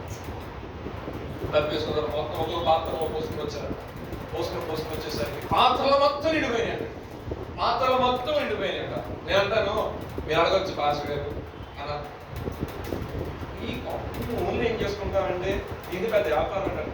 నేను మొన్న డీమార్ట్కి వెళ్ళినప్పుడు ఒలివర్ నూనె బాటిల్ ఎంత అడిగి 1550 రూపాయలు ఎక్కడన్నా చెప్పింది. ఒలివర్ నూనె లీటర్ బాటిల్ అంతే, అది 100 ml కూడా కాదండి, 900 ml బాటిల్ అంతే 1550 రూపాయలు చెప్పాడు. ఓకే సరే, ఇంటి ముందుకు వస్తాం. వేరుశనగ నూనె ఎంత? 140 రూపాయలు. ఆమె అంటారు 100 రూపాయలు. అసలు ఇక నూనె అన్నింటిలో రేట్ ఎక్కువ నూనె అంటే ఒలివ్ ఆయిలే. ఇప్పుడు నాకు తెలిసిన పాత్రలో మొత్తం ఎండిపోయినాయంట. నాకు తెలిసి వాళ్ళ అప్పులు కూడా దేవుడు తీర్చివేస్తున్నాడు. ఇబ్బందుల్లో నా దేవుని యొక్కకు వచ్చినప్పుడు, ఈ యొక్క సేవకుని యొక్కకు వచ్చిన యొక్క ఇబ్బందిని అక్కడ తెలియజేసినప్పుడు నీ యొక్క సేవకుడు ఒక శ్రేష్టమైన ఆలోచన చెప్తాడు. ఆ ఆలోచనే దేవుడు యొక్క వాక్యం. దేవునికి స్తోత్రం. ఆయన దగ్గర మాయల మంత్రాలు ఏం లేవండి. దేవుని యొక్క ఆత్మ నడుము బట్టి సంఘం నడిపిస్తూ ఉంటాడు కాబట్టి, సంఘంలో నీలాంటి వాళ్ళు చాలా మంది చూస్తారు కాబట్టి, సంఘంలో నీలాంటి వాళ్ళు ఇచ్చిన సాక్ష్యాలు బట్టి, దేవుడు ఆయన అనుగ్రహించే అనుభవ జ్ఞానం బట్టి నేను ఏ మార్గం నడిపించాలని ఆయన నీకు బోధ చేస్తాడు. దేవునికి స్తోత్రం. నిజముగా ఆ యొక్క ప్రతికూలమైన పరిస్థితిలో దేవుడు ఏం చేస్తాడు? ఆ యొక్క జీవితాన్ని ఏమన్నా అనుకుంటారు. ఇప్పుడు చూడండి, ఇద్దరు కుమారులు అయిపోతే ఆమె యొక్క జీవితం ఏంటండి? దానికి అంతే కదా, ఇంకా ఆప్షన్ లేదు. కష్టపడినా రేపు వద్దులేనా తొక్కుము ఆ నిట్టూపు, ఎక్కడో కొడుకులు పనిచేస్తున్నారు, ఎక్కడో ఎవరికైనా బానిసుకున్నారంటే కళ్ళు వచ్చి ముందుగా మామూలు ఉండదు అని అంటాను. నువ్వు ఏ పరిస్థితి ముందు వెళ్తున్నప్పటికీ నీ స్థితిగతులు ఎరిగిన దేవుడు నీవు ఆయన యొద్దకు వచ్చి నువ్వు మనవి చేస్తున్నప్పుడు నువ్వు వెళ్తున్న ఆ ఇబ్బందుల్లో నీకు సహాయం చే దేవుడిగా ఉంటాడు. దేవునికి స్తోత్రాలు. హల్లెలూయా. రామగారిని లాస్ట్ వీక్ నేను రాలేదు కదా, లాస్ట్ సాటర్డే ఈవినింగ్ 3వ సర్జరీ చేశారు. కాదు రూపాయలు వెళ్ళలేదు దగ్గర. మీరు నమ్మండి ఏంటి ప్రభు అని ఆలోచిస్తాం. 5 days తర్వాత డిశ్చార్జ్ బిల్స్ కట్టాలి హాస్పిటల్. ప్లాస్టిక్ సర్జన్ వచ్చాడు. ఇక్కడ తగి దగ్గర ఉన్న స్కిన్ అక్కడ ఆపరేషన్ చేసి తీసి కాల్ దగ్గర వేసి వస్తే ఆపరేషన్ ప్రాసెస్ మొత్తం జరిగింది. ఒక 5 days అయిపోయింది. డిశ్చార్జ్ టైం వచ్చింది కానీ ఎవరు వచ్చి బిల్స్ పే చేయమని అడగట్లేదు. నాకు లోపల ఎక్కడి నుంచి కావాలి ప్రభావ, ఎక్కడ కట్టగలరు, శాలరీ పడింది కానీ సరిపో ఆలోచిస్తా ఉన్నా. ప్రభావ ఏంటైనా నా యొక్క సందిగ్ధంగా ఉంటా ఉన్నా. ఫస్ట్ ఫోన్ వచ్చింది కింద రమ్మని వెళ్ళాను. ఫార్మసీ తెలుసు, ల్యాబ్ బిల్స్ క్లియర్ చేయమన్నాడు. చేశాను. నెక్స్ట్ హాస్పిటల్ బిల్ రావాలి, ఓటీ థియేటర్ బిల్ రావాలి, సర్జన్ పే చేసిన బిల్ రావాలి, ఇవన్నీ రావాలి. ఇప్పుడు పే చేయాలంటే దగ్గర నేనేం చేశానంటే ఇన్సూరెన్స్ ఏమన్నా క్లెయిమ్ అయిద్దామని చెప్పేసి నేను లాస్ట్ సర్జరీ అప్పుడు నేను క్లెయిమ్ చేసి అది ఇన్ ప్రోగ్రెస్ లో పడింది. ఆ డాక్యుమెంట్స్ 30 days దాటిపోయాయి. నాకు తెలియక ఇక బేగపేట ఆఫీస్లో ఇచ్చేసాను. మా ఆఫీస్లో పెట్టుకోవాలంటే నాకు తెలియదు. అది ప్రాసెసింగ్ చేయరా బాగుంటున్నా, వాడే ప్రాసెసింగ్ చేయడానికి లేదు, మా కంపెనీ ఒప్పుకోవట్లేదు. అట్లాంటిస్తా మాకు అది ప్రాసెసింగ్ అయినా 1,50,000 ప్రీవియస్ ఏంటంటే ఒక 2 లక్షలు అంతే కట్టే చెప్పాను. సో దాంట్లో కొంచెం అమౌంట్ వస్తే ఇక్కడ కట్టాల్సి ఉంటుంది. అది ప్రాసెసింగ్ అవుతుంది. అసలు గట్టి వెళ్ళని పరిస్థితిలో ఉన్నాను. మనం పిలిచారు, డిశ్చార్జ్ చేసేయండి అన్నారు. బిల్స్ క్లియర్ అయినా ఫార్మసీలో 50 కట్టాను. మండే రావాలిగా. అవును సార్ మండే తొందర వెళ్ళిపోయాను. దేవుడికి స్తోత్రం. నిజంగా నేను మండే కట్టాలి. మండే నాకు దేవుడు సమకూరుస్తాడు ఏదో ఒక ఆలోచన నాకు ఉంది. కానీ ఆ టైంలో దగ్గర ఒక రూపాయి పెట్టలేదు. మన హైదరాబాద్ హాస్పిటల్ మీకు బాగా తెలుసు. కోసం 10 రూపాయలు కట్టాల్సి వచ్చిన ఫైల్ మట్టికి డిశ్చార్జ్ అసెంబ్లీ ఫైల్ చేతితో అంటారు కదా. నన్ను దేవుడు లక్షల రూపాయలు కట్టాల్సిన చోట్ల కూడా తలదించుకోలేకుండా అని ఏం చేశాడంటే బాగా తీసుకున్నాను. నేను ఒకటే అడిగాను, దేవుడు సాక్ష్యము ఇవ్వాలి ప్రభా. అడిగితే ఇచ్చిన చాలా మంది ఉన్నారు. ఇచ్చిన తర్వాత ఇచ్చాం కదా అని చెప్పి 10 మంది చెప్పిన వాళ్ళు ఉన్నారు. ఒక మాదిరిని పెట్టావు కదా ప్రభా, ఏంటైనా ఈ నలిగిపోతున్నా ఇక అప్పుల ఇబ్బందులు అన్నప్పుడు ఉదయం పాస్టర్ గారు ఫోన్ చేశారు. అమ్మకి ఎలా ఉంది, ఏంటి డిసైడ్ చేశారు, హాస్పిటల్ ఏంటంటే అన్నా ఇలా ఫైల్ పెండింగ్ లో పడిపోయింది, నాకు అసలు ఏం అర్థం కావట్లేదు, అయినా నేను భారతదేశం ఏదో ప్రార్థన జ్ఞాపకం చేసుకున్నాను. వాళ్ళు అరౌండ్ 11:30 ఆ టైంలో అన్న ఫోన్ చేశాడు. అన్న ఫోన్ చేసి 1 hour ఒక మెసేజ్ వచ్చింది, మీ క్లైమ్ మొత్తం ప్రాసెస్ అయిపోయింది, క్లైమ్ మొత్తం ప్రాసెస్ అయిపోయింది, మీకు అమౌంట్ అనేది 3 hours క్రెడిట్ అయిపోతుంది. అది హోల్డ్ లో పడింది. నేను అంత ఇచ్చారన్నారు, అర్థం విధంగా ఏదేమైనా సరే ఏం జరిగింది ఏంటో తెలియదు. ఈ డిస్కషన్ అయింది. ఈవినింగ్ ప్రేయర్కి వస్తానా, సరే ఈవినింగ్ సర్వీస్ నేను తీసుకుంటానా అని చెప్పాను. ప్రార్థన చేసుకుంటాను కూర్చొని ప్రభా అని. మెసేజ్ వచ్చినా పెద్ద పట్టించుకోలేదు కానీ నాకు ఎందుకు ఆఫీస్ మెయిల్ ఓపెన్ చేసి ఆఫీస్ మెయిల్ కోసం ఓపెన్ చేసేసరికి తనమని ఆ మెయిల్ వచ్చేసింది డైరెక్ట్ క్లైమ్ అప్పుడు. ఆలోచించుకున్నాను ప్రభా, నిజంగా నేనైతే ఇదివరకు ఏదైనా ఇబ్బంది వచ్చినప్పుడు ఎక్కి ఏడ్చి సతాయించేసి ఉంటుంది దేవుడు. ఇంక ఈ నుంచి ఏం చేస్తానంటే ఎంత అయినా సరే అర్థం కావట్లని చెప్పేసి కొంచెం నాలో కొంచెం మార్పు తెచ్చుకున్నా. కొన్ని విషయాల్లో అలా కొంచెం చూన్ చేసుకుని ప్రభా అన్ని ఎరిగిన దేవుడు కదా సహాయం చేయి, సహాయం స్తుతిస్తున్నా. ఏ విషయంలో అది నష్టమైనా నీ కష్టమైనా ఏదైనా సరే ప్రతి నిమిషంలో కూడా thank you lord, thank you. నువ్వు సహాయం చేస్తావు. ఒక విశ్వాసం అంటే నువ్వు సహాయం చేస్తావు. ఎందుకంటే పిలిచిన వానికి కొద్దులు లేకుండా సహాయం చేయ దేవుడు. నీకు నా అక్కర్లేని తెలుసు, నా ఇబ్బందులు ఏమి తెలుసు, ఏ స్థితి గుండా వెళ్తున్నా మొత్తం నీకు తెలుసు. నన్ను ఏం చేయాలని ఉద్దేశం ఉందో నువ్వు చేయగానే ఒక్కడ పడి అడుగుతున్నా ప్రభా, నాకు కొంచెం తోడుగుండు ప్రభా. ఎందుకంటే ఆనాడు యెహోషువకి యెహోవా తోడుగా ఉన్నాడు. ఏమన్నాడు మన చదివిన భాగంలో? యెహోషువకి యెహోవా తోడుగా ఉన్నట్టు ఇప్పుడు నన్ను బాప్తిస్మం తీసుకున్న తర్వాత నా పేరు రాజాగా ఉన్నదాన్ని జాషువాగా మార్చారు కదా ప్రభా. మరి జాషువా అంటే యెహోషువే కదా. ఆనాడు యెహోషువకి ఏ రకంగా తోడుకుని జయాన్ని ఇచ్చావో ఇదే నాకు తోడుగా ఉండి నాకు నీ ఫైనాన్షియల్ క్రైసిస్ నుండి నాకు విడుదల కలిగించాను. ప్రార్థన చేస్తున్నా, స్తుతిస్తున్నా ఉన్నాను, మాట్లాడుతూ ఉన్నాను, దేవుడిని ఘనపరుస్తున్నాను. దేవుడు కింద మార్నింగ్ 12 o'clock ఫాస్టింగ్ అనే దేవుడు చేయడం జరిగింది. ఇవన్నీ ఎందుకు చెప్తానంటే మన యొక్క పరిస్థితి అనేది దేవుడు మనము నీకు ఎవరైతే శ్రమకులుగా ఉన్నారో, నువ్వు ఏ సంఘానికి వెళ్తున్నావో, ఏ సంఘానికి నువ్వు అంటు కట్టబడి నువ్వు రేపు బాగా ఫోన్ చేసి ఏ దైవజనుడు ఎందుకు వస్తున్నాడో ఆ సంఘ దైవజనుడి దగ్గరికి వెళ్ళి నీ ప్రాబ్లం చెప్పడం అనేది ఒక మంచి పద్ధతి అని చెప్తాను. ఇది మ్యాండేటరీ అని నేను చెప్పను. మరి నేను ఒక విషయం ఏంటంటే నీ దైవజనుడు తెలియజేసినప్పుడు హృదయంతరంగా నేను దేవుడు కాబట్టి ఆ దైవజనుడు అనేక మంది కొంచెం ప్రార్థనలో ఎత్తుపడుతున్నప్పుడు నీ యొక్క విషయంలో కూడా ప్రార్థన ఎత్తుపడుతున్నాయి. లేదా ఆయనకి నమ్మకంగా ఉన్న వారికి ఆ మెసేజ్ ఫార్వర్డ్ చేయడం, ఈ యొక్క అంశంలో నేను ప్రార్థిస్తున్నాను, ఇదే సమయంలో మీరు కూడా ప్రార్థన చేయండి. ఈ యొక్క ఇబ్బందులు ఆ కుటుంబం ఉంది, ఇంకా ఇబ్బంది పరిస్థితులు ఆ కుటుంబం ఉంది కాబట్టి, లేదా ఆ వ్యక్తి ఉన్నాడు కాబట్టి, లేదా ఏదో ఒక విషయంలో నలుగుపోతున్నారు కాబట్టి మన ప్రార్థన సహాయం చేయాలన్నప్పుడు అనేక మంది చేసిన ప్రార్థన ద్వారా కృప విస్తరించబడుతుంది కాబట్టి ఆశ్చర్యకరమైన సహాయం మనకి కలుగుతుంది. కార్యాలు జరిగించేది దేవుడు. కొంతమంది ఆ మాట చెప్పడానికి కూడా ఏదో నామోషిగా ఫీల్ అవుతాం. నువ్వు నామోషిగా ఫీల్ అవ్వాల్సింది అని వాళ్ళు చెప్తే ఏమనుకుంటాను, దేవుడు కానీ నేను ప్రేమించి నీ విషయంలో నీకు ప్రార్థన చేస్తూ ఒక తండ్రిగా, ఒక అన్నగా ఉన్న సంఘ కాపరికి ఒక విషయాన్ని తెలియజేయబడి ఒకవేళ మీరు చెప్పకూడని విషయాలు అన్నప్పుడు సిస్టర్ చెప్పండి, వాళ్ళు ప్రార్థన చేస్తారు. ప్రార్థన చేయడం మనకి ఆశీర్వాదకరం. దేవునికి స్తోత్రం. హల్లెలూయా. అయితే ఇంకొక మాట చెప్తాను. క్రొత్త నిబంధన గ్రంథంలోకి వద్దాం. ఒక శతాధిపతి ఉన్నాడంట. శతాధిపతి యొక్క దాసుడు ఎలా ఉన్నాడండి? అనారోగ్యంతో బాధపడతాడు. ఆ అనారోగ్యంతో బాధపడుతున్నప్పుడు ఆయన కౌలులేంది, లోకస్ వార్త ఏంటి చాలా వివరంగా ఉంటుంది. ఆ శతాధిపతి అంట సమాజ మందిరం కట్టించాడంట. అంటే సంఘంగా సమాజంగా కూడి ప్రార్థన చేసుకోవాలి కదా. సమాజ మందిరాన్ని కట్టించే శతాధిపతి ఆయన తన గురించి తను ఎలా ఇటువంటి ఇంట్రడక్షన్ ఇస్తున్నారో చూడండి ఒకసారి. లోకాసు వార్త 7వ అధ్యాయం 10వ వాక్యం నుంచి చదువుతున్నాడు.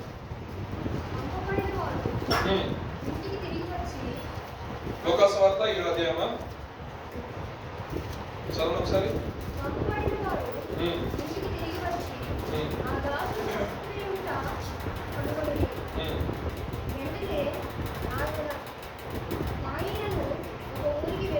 ఏడవ వాక్యం 7వ అధ్యాయం మొదలుంచారు. ఆయన తన మాట ప్రజలకు సంపూర్ణంగా వివరించిన తర్వాత వచ్చెను. ఒక శతాధిపతి ప్రియుడైన దాసుడు రోగి చావు. శతాధిపతికి ప్రియుడైన దాసుడు ఒకడు ఉండెను. వాడు రోగి సిద్ధమై ఉండెను. శతాధిపతి యేసుని గురించి విని ఆయన వచ్చి దాసుని స్వస్థపరచవలనని ఆయన వేడుకొనుటకు యూదుల పెద్దలను ఆయన ఎదురు పంపెను. వారు యేసునందుకు వచ్చి నీ వలన ఈ మేలు పొందుటకు అతడు యోగ్యుడు. చూడండి, సాక్ష్యం చూడండి. నీ వలన ఆ మేలు పొందుటకు ఆయన ఎటువంటి వాడంటే యోగ్యుడు. అంటే మన గురించి మన దైవజనుడు ప్రభుత్వకి విజ్ఞాపనం చేసేటప్పుడు ఆ సాక్ష్యం చాలా ఇంపార్టెంట్. అతను క్రమంగా సంఘానికి వస్తున్నాడయ్యా, పాటలు పాడుతున్నాడు, ఆత్మారాధనలో ఎంతగా ఆరాధిస్తున్నాడు, వ్యక్తిగత జీవితంలో కూడా ఎటువంటి విధానంలో కూడా ఎటువంటి పొరపాట్లు కూడా లేవు. కానీ ఎందుకో ప్రభువా నలిగిపోతున్నాడు, ఎందుకో ప్రభువా తన యొక్క జీవితం ఇంకా అదే స్థితిగా మార్పులకు రాలేదు. ఏదైనా నీ సహాయం ఆ కుమారుడికి చేస్తే, ఆ కుమార్తెకి చేస్తే అని దైవజనుల కోసం ప్రార్థన చేస్తే ఆశీర్వాదం. దేవుడికి స్తోత్రం. చూడండి ఎలా చెప్తున్నారు. యూదా పెద్దలు మంచి జ్ఞానం కలిగినాడు కదా, వాళ్ళు చెప్తున్న మాట చూడండి, చదవండి. ఆయన యోగ్యుడు, అతను మన జనులను ప్రేమించి మనకు సమాజ మందిరం తానే కట్టించినని ఆయనతో చెప్పి మిక్కిలి బతిమాలుకొని అంత అవసరం అంటారా బతుకులాడటం? ఆశ గారు ప్రార్థన చేయండి. రండి, మీరు అడుగుతారు ఆశ గారు ప్రార్థన చేయండి. నవ్వకుండా నేను చెప్తాను, బాధపడండి చెప్తాను సార్ నవ్వే కాదు. ఆయన కూడా లైక్ తీసుకుంటాడు. అంటే ఏడ్చుకుంటే చెప్పట్లా. ఏదైనా ఒక విషయాన్ని ఎక్స్ప్రెస్ చేసేటప్పుడు, ఒక విషయం మనం మాట్లాడేటప్పుడు, ఒక దైవజనులతో మాట్లాడుతున్నప్పుడు నేను యథాముఖిగా దేవుని సంబంధి అయిన మన ఒళ్ళు దగ్గర పెట్టుకుని మాట్లాడితే మనకు చాలా వస్తుంది. చాలా మంది అబ్జర్వ్ సరదాగా ప్రార్థించుకోవడం వస్తారు కదా, ఆయనగా అధిక ప్రేమతో ఎవరు మాట్లాడతామో ఎవరు మాట్లాడతారు, వీళ్ళు ఏదో చెప్తా ఉంటారు, దాంట్లో అనుకుంటున్నారు చెప్పే విధాలు అక్కడి దిక్కు చూస్తున్నా ఎవరు వింటున్నారో పక్కన వింటున్నారా అని ఈయన ఏదో చెప్తా ఉంటారు. సో చెప్పాల్సిన ఆ పరిస్థితి కన్నా నేను ఇలా ఉన్నాను, నా విషయంలో మీరు ప్రార్థన చేయండి, ఉపవాస ప్రార్థన అని చెప్పినప్పుడు ఈ మాటలకు ఈ యొక్క దైవజన హృదయం కలుగుతుంది. ఆ దైవజన హృదయం ఒకసారి వినిపించబడుతుంది. ఆటోమేటిక్గా ఆయన ఆ అలజడికి ఆ బాధ నేను తట్టుకోలేడు. వాస్తవం అది తీసుకెళ్ళి ఎవరు చేసేస్తాడు, అక్కడ దేవుడు ఖాళీ కూర్చోడే కదా, ఇక్కడ నువ్వు ప్రార్థన చేస్తున్నావు, దైవజనుడు కూడా కొంచెం దుఃఖం అనిపిస్తుంది. అది తీసుకెళ్ళి రాశాడు. మా అక్క వాళ్ళ అబ్బాయి గురించి ఎప్పుడు చెప్తా ఉంది, ప్రార్థన చేస్తున్నాను అంత ముందు ఆల్రెడీ ప్రేయర్స్ ఇప్పుడంటే కొంచెం పరిస్థితులను బట్టి నేను రాలేకపోతున్నాను, కానీ ఆల్రెడీ ప్రేయర్లో మాకు ఫ్రీక్వెంట్గా వచ్చే రిక్వెస్ట్ ఆ బ్రదర్ గురించి వచ్చేది కొంచెం ఇబ్బందికరమైన పరిస్థితుల్లో చూస్తున్నాను. నాకు చాలా బాగా అనిపించేది, ప్రభా ఏంటైనా ఏదైనా సరే ఏదో ప్రకారం డోర్ ఓపెన్ చేయాలి, సేవ గురించి చేస్తున్నాను, ఆమె చేసుకుంటే మా ప్రార్థన చేసుకుంటే దేవుడు అద్భుతకరంగా మా పట్ల సహాయం చేసి. ఎందుకంటే కొంత భారాన్ని మాత్రమే దైవజనుడు బేర్ చేయగలుగుతాడు. దైవజనుడు భారం బేర్ చేయడం ఆటోమేటిక్ ఏం చేస్తారంటే భారం వచ్చే సమస్యలు. సో మనము మనకి సేవకుడికి ఎవరైనా సరే ఆత్మీయంగా చెప్పడం తప్పు, ఎందుకంటే ఆయనకి అప్పుడు నీ గురించి ఒక ఆలోచన ఉంటుంది. మీకు అర్థమవుతుందా? ఎవరిని ఎలా నడిపించాలి, రైట్? మీకు అర్థమవుతుంది, ఎవరిని ఎలా నడిపించాలి. అంత కాపరికి బలహీనమైన వాటిని ఎలా నడిపించాలి, బలమైన వాటిని ఎలా నడిపించాలి, కాస్త కడుపుతున్న వాటిని ఎలా నడిపించాలి, పాలిచ్చే వాటిని ఎలా నడిపించాలి, ఒక అనుభవం ఉంటుంది. ఎప్పుడు అనుభవం లేకుండా దేవుడు సేవలు చూసుకుంటున్నాడు. సో మనం ఏంటంటే మనం చెప్పే విషయము మనం కరెక్ట్గా మనం చెప్పినప్పుడు పరిస్థితులు దేవుడు ఖచ్చితంగా ఏదో ఒక రోజు ఆయన మైండ్లో ట్రిగర్ అవుతుంది. అది రింగ్ అవుతుంది ఆటోమేటిక్ ఆయన అకౌంట్ వేసుకుంటాడు. ఖచ్చితంగా నేను ప్రాక్టికల్గా నా యొక్క వ్యక్తిగత జీవితాన్ని అనుభవించాను కాబట్టి నేను ఆ క్లోజ్ రిలేషన్షిప్ ఒక దైవజనుడితో నేను చేసిన ఆ పర్సనల్ థింగ్స్ ఎలా ఉంది, ఇలా ఉంది పరిస్థితులు మాట్లాడినప్పుడు ఆయన అందరికీ షేర్ చేసేవాడు కాదు, కానీ కొన్ని విషయాలు వారి సేవ సమర్పణగా సేవలో ఉన్నప్పుడు వారితోనే నేను వార్తలు తిరుగుతున్న సమయంలో పడుకున్నట్టు నేను ఎక్కువ ఇంకా దేవుని గురించి ఆ రకం ఒక తృష్ణ ఉంది. ఆయనతో ఉన్నప్పుడు కొన్ని విషయాలు చెప్పినప్పుడు ఓకే మనము ఈ రకమైన ప్రేయర్ చేయాలి. కొన్ని పరిస్థితుల్లో కొన్ని విషయాల్లో మనం మౌనంగా ఉండటం కూడా చాలా మంచిది. ఎక్కువ దేవుని కూడా చాలా బాధపడుతున్నాం. అసలు శాలరీ స్టార్టింగ్ లో వచ్చినప్పటికే ఆమెకి కొంచెం బాధంటే చూపించలేకూడదు. అయ్యా ఈఎంఐ కట్టేసుకున్న తర్వాత వచ్చి రూపాయి లేకపోతే ఎవరు తీసుకొచ్చి అడగాలి, ప్రభా నాకు ఇది ఏం చాలంటే శోధింపబడి వారికి మార్గం చూపించింది. వాక్యం చెప్పడమే కాదు, దాంట్లో నిలబడి నడవాలి. అర్థమవుతుందా? ఆ సిచ్యుయేషన్స్ లో నువ్వు నడవాలి, ఆ పరిస్థితిలో నువ్వు ఉండాలి, ఆ టెన్షన్ నువ్వు ఫీల్ అవ్వాలి, ఆ విధానంలో నువ్వు నడవాలని కోరుకున్నాను. అప్పుడు ఇక్కడ నేను ఏం చేస్తాను? నాకు కూడా కొన్ని సిచ్యువేషన్ అర్థం కాకపోతే పిలుపని ఒకసారి ఫోన్ చేశాను, ఇక ఆపరేషన్ వచ్చేసాడు డైరెక్ట్గా వచ్చేసి ఏం కాదు. ఎందుకంటే ఒకసారి మాకు కూడా ధైర్యం వచ్చి పరిస్థితులు వస్తుంది. ఆ టైంలో ఆత్మీయులు వచ్చి మనం చేసిన ప్రార్థన అన్నకి వచ్చారు, వచ్చి ప్రే చేసి, ఎందుకంటే మనకి వయసు రీతి అందరూ 54-55 వచ్చింది, హై షుగర్స్ ఉన్నాయి, ఇలా ఉన్నాయి. సో ఏం ప్రోభా ఆయన తగ్గు ఇంత షుగర్ ఉంది, అక్కడ ఆపరేషన్ చేస్తారు, ఏంటి ఇలా బాగా చెప్పడం వాళ్ళ అన్న వచ్చారు, ప్రే చేశారు. మాకు నిజంగా ఎంతో నెమ్మది అనిపించింది. సో ఏంటంటే దేవుడు తన ప్రెజెన్స్ని అక్కడ పెట్టడం అనుకోండి, మనకి అల్లడి జరిగించేది, అధైర్యపరిచేది, ధైర్యం కలిగేస్తుంది. సో మన యొక్క వ్యక్తిగత జీవితాల్లో మనము ఏ విషయంలో కూడా సిగ్గుపడిన అవసరం లేదు. ఎందుకంటే మనము ఆయన యొక్క రక్తం చేత కడగబడి ఉన్నాం కాబట్టి, సత్యమునందు అనుభవ జ్ఞానం కలిగి ఉన్నాం కాబట్టి, మనం ఏం చేస్తున్నామో మన చేత రైట్ ఆర్ రాంగ్ అనేది మనకు తెలుసు కాబట్టి, ఆ జ్ఞానం మనకు దేవుడు ఇచ్చాడు కాబట్టి మనం వ్యక్తిగతంగా ప్రార్థన చేస్తున్నాం. ప్రభు నా మనం ఆలకిస్తాడు, ప్రభు నాకు సహాయం చేస్తాడు, ప్రభు నా కొరకు దైవజనుడు పెట్టాడు, నా కొరకు ప్రార్థించేవారు కొంతమంది ఉన్నారు అని ఒక ధైర్యం, ఒక నమ్మకం కలిగి అద్భుతకరమైన పట్ల కార్యాలు జరిగిస్తాయి. శతాధిపతి వచ్చేసి అడిగినప్పుడు ఆయన అంటాడు, అయ్యా నువ్వు ఇంట్లో రావటానికి నేను ఒప్పేసుకున్నాడు, ఇక్కడ నేను పాత్రుడు కాదయ్యా, నేను మాట మాత్రం సెలవిస్తున్నాను. ఏమన్నాడు? మాట మాత్రం నాకు ఆలోచించింది, అసలు ఈ మాట సెలవిచ్చే విధానం ఎక్కడి నుంచి వచ్చింది అనుకుంటే మరలా వెనక్కి తిప్పుకొచ్చే దేవుడు ఎక్కడంటే, అరే బాబు ఆ నూనె కొండ గురించి నువ్వు సబ్జెక్ట్ చదివా కదా, ఎలీషా ఏమైనా చేశారు అక్కడ కార్యం? ఎలీషా ఒక మాట మాత్రము సెలవిచ్చాడు. అవునా కదా? నోటుతో ఒక మాట మాత్రమే సెలవిచ్చాడు. ఏమయ్యాయి? పాత్రలు మొత్తం కూడా వీళ్ళు మామూలు వాళ్ళు కాదు. ఆయన సమాజ మందిరం కట్టించారంటే ఆయన ఫెయిత్ లెవెల్ చూడండి ఒక ఏ రేంజ్ లో ఉన్నాయో. ఎంతో విశ్వాసం ఉంటే కానీ స్థలం కేటాయించి మందిలో కట్టేవారు. ఎవరైనా సరే మామూలుగా కొంతమంది ఉన్నారు.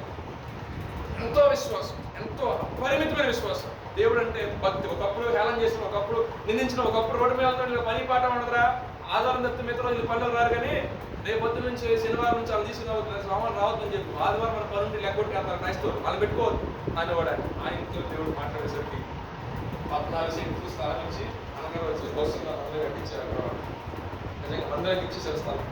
నా మ్యారేజ్ చేసినప్పుడు అన్న వచ్చారు కదా, బాగా ప్లేస్ మొత్తం కూడా అది ఆయన ఇచ్చాడు. ఎటువంటి బయట కుర్చీలో కూర్చొని బైబిల్ పట్టుకుని బయలుదేరి తెరచారు పట్టుకొని అంత కామెంట్ చేసి భయంకరంగా ఉంది. అటువంటి వ్యక్తిని దేవుడు పట్టుకున్నాడు. పట్టుకొని తీసుకొచ్చి దేవుడు అద్భుతకరంగా దేవుడు ఖాళీ జరిగించాడు. సమాజం దేవుడు అనేక మంది అక్కడ వచ్చి దేవుడిని ఆరాధిస్తారు. సమయం చాలా అయిపోతున్నారు. 2-3 పాయింట్లు చెప్పిన తర్వాత దేవునికి స్తోత్రం. హల్లెలూయా. త్వరగా వదిలిపెట్టగా ఉందా? ఏమో లేదు కదా, 2 పాయింట్లు వచ్చింది. అయితే అటువంటి సమాజ మందిరం కట్టించారు కదా. ఆయన అంటున్న మాట ఏంటంటే, నువ్వు నా ఇంట్లో రావడానికి కూడా నేను అంటే ఎంత తగ్గించుకున్నాడు చూడండి. ఎంత అంటే మనము ఎన్ని లక్షల జీతాలు తీసుకున్నా, ఎన్ని వేల జీతాలు తీసుకున్నా దేవుడు చూసేది మన హృదయం. అర్థమైందా? మన యాటిట్యూడ్ కాదు. నీకు ఎంతైనా రానివ్వండి, నువ్వు ఎంత గొప్ప వ్యక్తిని కావచ్చు, అది అవుట్ సైడ్. నా దేవుడి మందిరంలోకి వచ్చిన తర్వాత నువ్వు పడుకోవాలి. ఇదంతా నీ కృపవాలైనా, ఇది నీవిచ్చిందే. అనేక మంది గనులకి గొప్పవారికి భాగ్యము అనుగ్రహించు. అది కృతజ్ఞత. ఆయన అన్నాడు, అయ్యా నా ఇంట్లో రావడానికి పాత్రలుగా, కానీ ఒక మాట మాత్రం సెలవిచ్చాలసరికి ఇలా చూసే ఇశ్రాయేలులో అసలు విశ్వాసం చూడాలి. ఇశ్రాయేలు ప్రజల్లో ఒక అన్యుడికి ఒక ప్యాషన్ ఏంటంటే ఆయన ఒక మాట సెలవిస్తే కార్యాలు జరుగుతాయి. ఆయన నోటి మాట అంత స్వస్థత ఉంది. ఆయనకు అద్భుతాలు చేస్తున్నప్పుడు చూశాడు, విన్నాడు, రిక్వెస్ట్ చేయించారు, బతుకున్నాడు. వీళ్ళందరూ కూడా దేవుడు అద్భుతకరంగా మార్చుకుని ఈవిడ కూడా ఇల్లు అడిగింది. అయ్యా అనేసరికి ఆయన ఒక మాట మాత్రమే, ఈ రాత్రి కాలం నా ప్రభువునితో మాటిస్తాను, నీ యొక్క ప్రతికూల పరిస్థితి అన్నింటినీ కూడా ఆయనంట చక్కబరుస్తాడు. దేవునికి స్తోత్రం. హల్లెలూయా. అన్నాడు, నేను మిమ్మల్ని మీ పిల్లల్ని నేను పోషిస్తాను, మీకు భయపడమాకండి. చక్కగా గిడ్డియాల్లో అంతేనా, చూడండి గిడ్డియాలు కదా, చక్కగా ఇక్కడ నుంచి డిసెంబర్ వరకు కూడా దేవుడు కృప మన గుడి కూడా 8 వచ్చి మనకి ఏంటంటే భయపడద్దు, పోషిస్తాను మనకు ఇబ్బంది ఏంటి అనుకోవాలి. ఏమనుకోవాలి? ఆయన పోషిస్తాను మనకి ఇబ్బంది ఏంటి? అది విశ్వాసం. ఎప్పుడు రాసిన పత్రిక 11వ అధ్యాయం 10వ వాక్యం చదువుతారు.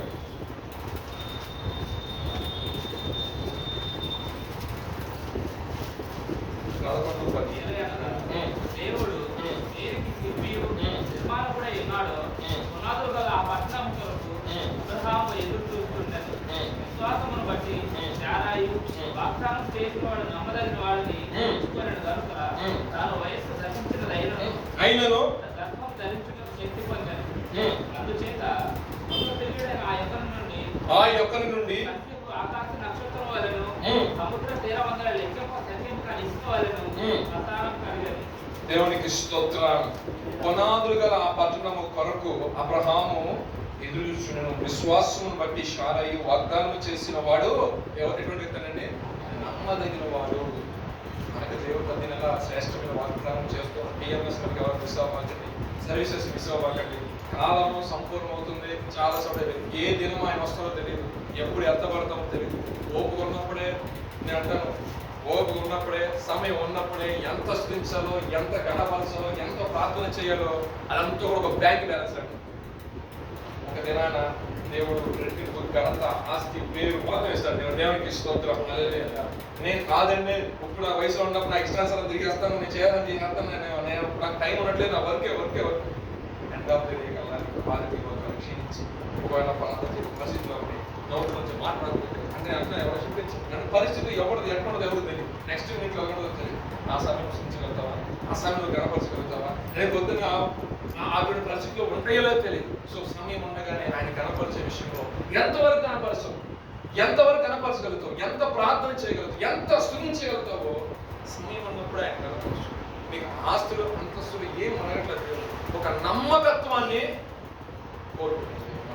ఆ నమ్మకత్వంలో మనము ఫలా నమ్మకం మంచి దాసును అనిపించుకున్నాం. ఖచ్చితంగా దానికి సంబంధించిన ఆశీర్వాదం మోషే తన యొక్క ఇల్లంతట్లో కూడా నమ్మకమైన వ్యక్తి అన్నాడు. నమ్మకమైన వారిని దేవుడు ఏం చేస్తాడంటే నాయకులుగా నిలబడతాడు. దేవుడికి స్తోత్రం. ఆ నమ్మకత్వం మనం సంపాదించుకుంటే అనుక్షణం మనం గణపరచుకోవాలిగా ఉండాలి. ఇక్కడ చూసినట్లయితే అబ్రహామును చూశాడు, అబ్రహామును పిలిచాడు, అబ్రహాము విశ్వాసంతో వచ్చాడు, అబ్రహాముకు ఉన్న లోటు ఎరిగినాడు దేవుడు. ఈ రోజు నీ యొక్క కుటుంబంలో, నీ యొక్క వ్యక్తిగత జీవితంలో ఏ లోటు ఉందో నాకు తెలియకపోవచ్చు, సంఘ కాపాడేటువంటి దైవజనం తెలియకపోవచ్చు, కానీ సమస్త ఎరిగిన ప్రభు ఉంది కదా, ఆ ప్రభుకి అన్ని కూడా తెలుసు. ఆయన తెలుసు కాబట్టి మనకి ఏది అవసరం ఆయన తెలుసు కాబట్టి అబ్రహామును పిలిచాడు. చాలా నవ్వింది, అంటే నవ్వి ఇచ్చాడు దేవుడు. ఇసాకంటే మరి అర్థం ఏంటంటే, నువ్వు నవ్వావంటే నేను నవ్వలేదండి, నువ్వు నవ్వుతూనే ఉన్నాను అంతే. అడిగి పిలవాలి ఇసాక్ గాని, అవునా కదా? నవ్వు నవ్వు నవ్వ, నేను నవ్వానంటూ మాట పోయే ఇంకో పేరు మార్చాడు దేవుడు. నేను నవ్వలేదన్నాడు కాబట్టి నువ్వు డైరీ నవ్వు నవ్వు నవ్వు అంటే ఇసాక నవ్వే కదండి, నా మాట అర్థం కదా. ఇసాకు వాడుతున్నాను. చాలా మంది జీవితంలో లేదు కాదు చూస్తలే, కాదు ఆయన చూస్తున్న దేవుడు, ఆయన పరిశీలన చేస్తున్న దేవుడు, తగిన సమయం మంది ఇచ్చే దేవుడు. నీకు ఎప్పుడు అవసరం రైట్ మూమెంట్ లో ఎక్కడ తల తీర్చుకోలేకుండా ఆ టైంలో ఏం చేస్తాను దేవుడు ఖచ్చితంగా తల ఎత్తువారిగా చేస్తాను. దేవుడు తరగతి వాటిని ఆశ్రయించుగాక. ఫస్ట్ పాయింట్ ఒకతాం జరుగు గురించి బాగా చెప్పారంటే శక్తితం అయిపోయింది కదా, మరి ఇప్పుడు జరుగు బాగానే ఉంది కదా అంటే ఆ క్వశ్చన్ అలాగా. యేసుప్రభు గారు సస్యగా ఉన్న దినాలు ఎరుకోకి వెళ్ళారా లేదా? ఎరుకో కట్టబడిందా లేదా? శబ్దం అయిపోయింది, మరి ఎలా కట్టబడింది? యేసుప్రభు గారు వెళ్ళారు, యేసుప్రభు గారు పరిచర్య చేశారు. జక్కయ్యను పిలిచింది కూడా ఎరుకోగా, అవునా కదా? గుడ్డి వారిని స్వస్థపరిచింది కూడా శపితమైన ప్రతి ఒక్క దాన్ని దేవుడు ఏం చేశాడంటే ఆశీర్వాదకరంగా మార్చివేస్తున్నాడు. దేవుడికి స్తోత్రం. మన యొక్క వ్యక్తిగత జీవితంలో కొంతమంది నచ్చితే ఆశ్రయిస్తారు, కొంతమంది గట్టిగా శపిస్తారు. కానీ శాపనార్థం మనకి ఎప్పటికీ తగలదు. ఎవరు గుర్తుపెట్టుకున్నాడు? పేతులని శాపనం తగలదు.